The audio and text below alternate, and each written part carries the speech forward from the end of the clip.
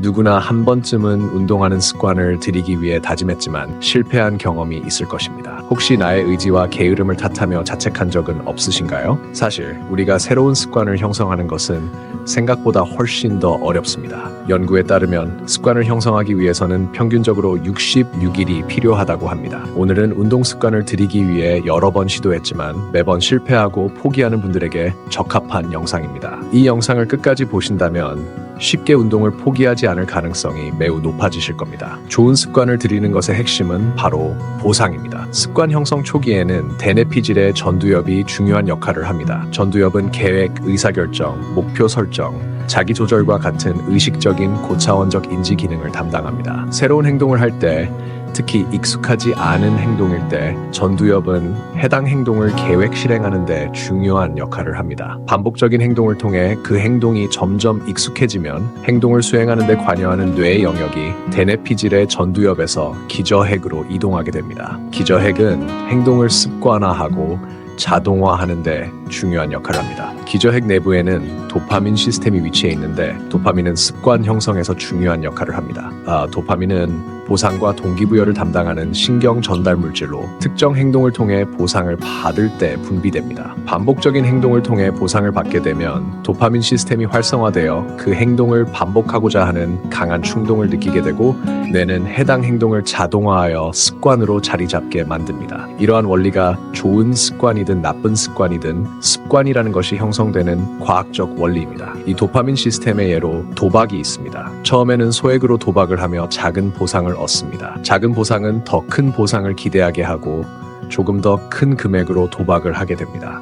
이렇게 점점 더 습관이 되고 중독이 되는 것입니다. 하지만 여기서 소액으로 도박을 10번 하는데 10번 다 실패했다면 어떻게 됐을까요? 당연히 큰 도박으로 이어지지 않았을 겁니다. 왜냐하면 보상이 없었으니까요. 이 예시를 운동으로 바꿔보겠습니다. 운동을 시작하고 내가 원하고자 하는 목표를 달성해 성취감이라는 보상을 얻게 되고 더 큰 보상을 얻기 위해 반복해서 운동을 하게 됩니다. 하지만 소액 도박 10번 실패한 것처럼 목표 10가지를 모두 달성하지 못한다면 어떠한 보상도 없었기 때문에 운동을 포기하게 되는 것입니다. 즉, 습관 형성은 보상에서 시작되고 그 보상은 반복적으로 주어져야 습관이 됩니다. 그런데 많은 사람들이 목표를 너무 크게 잡는 것이 문제입니다. 소셜미디어와 대중매체에 의해 특정한 운동이 빠른 결과를 얻을 수 있다는 비현실적인 기대를 갖게 됩니다.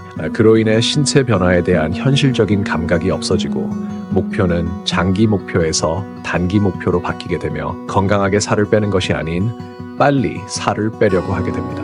막상 운동을 해보니 몸의 변화는 느리고 기대는 크지만 성취감은 없으니 동기부여의 수단인 도파민 시스템이 작동하지 않게 됩니다. 이러한 악순환으로 나는 의지가 약해, 나는 게을러라고 자책하며 자존감까지 낮아지게 되는 것입니다. 큰 목표는 달성률이 낮고 성취감을 느끼기 어려워집니다. 그래서 의지를 소진시키고 중도에 포기하게 만드는 원인이 됩니다. 성취감을 느끼기 위해서는 작은 성공을 경험하는 것이 중요합니다. 작은 목표를 달성할 때마다 뇌는 도파민을 분비하며 긍정적인 피드백 루프가 형성됩니다. 이 피드백 루프는 점차 더 큰 목표를 이루도록 도와줍니다. 그렇다면 목표 설정은 어떻게 해야 할까요?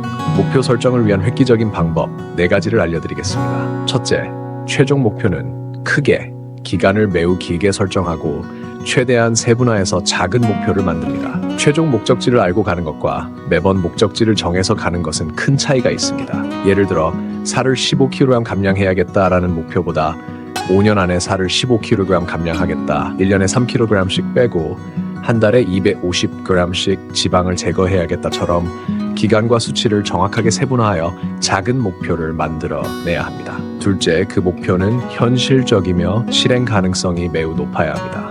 하지만 현실적인 목표를 잡는 것이 매우 힘듭니다. 왜냐하면 습관을 만들 때 초창기에는 의욕과 욕심이 넘쳐나기 때문입니다. 이를 해결하는 방법은 여러 가지가 있지만 가장 좋은 것은 운동을 직접 해보고 몸의 변화는 매우 느리다는 것을 몸소 느끼는 것입니다. 아니면 유튜브 또는 구글에서 현실적인 내추럴 몸 변화와 같이 직접 몸을 변화시킨 사례들을 본다면 우리가 생각했던 것보다 몸은 쉽게 변하지 않는다는 것을 간접적으로 느낄 수 있습니다. 그래서 습관 형성 시기의 목표 설정은 내가 생각한 목표의 약 70%를 목표로 삼는 것을 추천드립니다. 셋째, 목표를 수치적으로 측정 가능하며 시각화할 수 있으면서 자주 측정이 가능한 것이 좋습니다. 그 예로 특정 운동에서 내가 최대로 들 수 있는 무게, 섭취 칼로리 계산, 허리 둘레, 체성분 검사 결과 등이 있습니다. 이러한 수치들을 잘 기록하고 분석한다면 목표 달성에 있어 나의 위치를 알 수 있고 동기부여에도 매우 효과적입니다. 넷째, 성취감을 느낄 수 있는 목표일수록 좋습니다.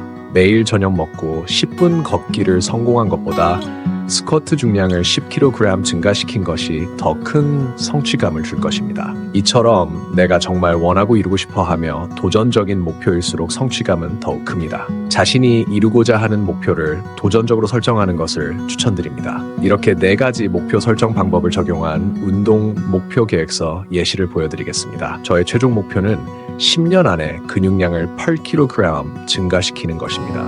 그러면 매년 약 530g의 근육량을 생성해야 하며 매달 40g의 근육량을 만들어야 합니다. 그래서 매월 1일에 체성분 검사를 진행합니다. 스쿼트 중량 목표는 10년 안에 150kg을 5번 들 수 있는 근력을 기르는 것입니다. 현재 중량이 100kg이라면 1년에 5kg씩 증량해야 합니다. 올해 달성해야 할 목표 수치에 도달하면 저에게 보상의 의미로 카메라를 사기로 했습니다. 또한 매월 달성해야 할 목표 수치에 도달하면 사고 싶던 옷을 한 벌 사도록 했습니다.